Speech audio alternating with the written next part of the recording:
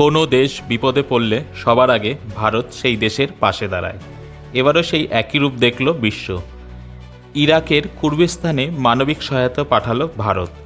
এতে প্রমাণ হয় যে ভারত কেবল আর্থিক ও সৈন্য মহাশক্তিই নয়, ভারত বিশ্ববন্ধুও।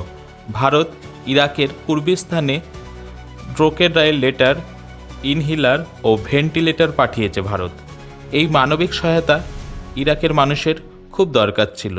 এই মানবিক সহায়তা দিয়ে তুর্কিকে বার্তা পাঠানো হলো যে ভারত সবসময় প্রস্তুত মানবিক সহায়তা দিতে। তুর্কি ইরাকের এই এলাকায় হামেশাই বিমান হামলা চালায়।